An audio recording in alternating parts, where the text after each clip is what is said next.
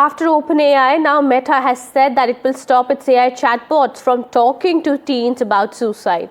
This comes after parents of US teenager Adam Rain had filed a product liability and wrongful death suit against OpenAI after their son had died by suicide at the age of 16. The family had said that ChatGPT actively helped Adam explore suicide methods. My colleague Gargi Rawat also now joining us on the broadcast here. Gargi, this is one of those examples of when we talk about the harmful effects of technology, of digital tech. But this is very surprising, this case that came to light, after which we understand now Meta has also said that it's going to bring in some adjustments. That's right, Kitty, and especially concerning as more and more people these days, are on social media, on these websites, and they tend to chat with the chatbots. And a lot of people are sharing, personal thoughts, asking for advice as well.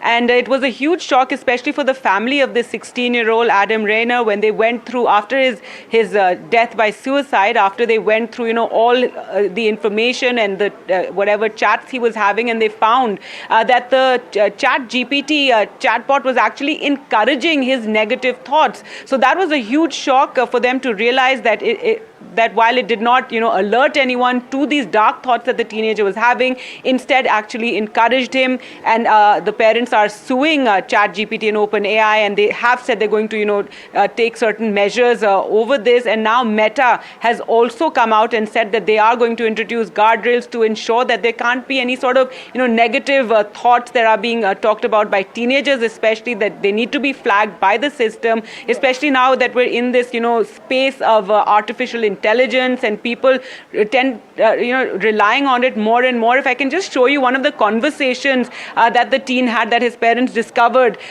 Over here, he's talking about how he had some red mark on his neck, and how he went to his mother, but his mother, it seems, didn't have time, and then she, she didn't say anything. And the chatbot actually replies to him and says something's wrong, and, sometimes you want people to notice. And it says it feels like confirmation of your worst fears, like you could disappear and no one would even blink. So imagine that sort of a negative response coming in from the AI chatbot to a teenager, very vulnerable as well, a 16-year-old who's having these kind of negative thoughts. So it's really something everyone needs to be aware about.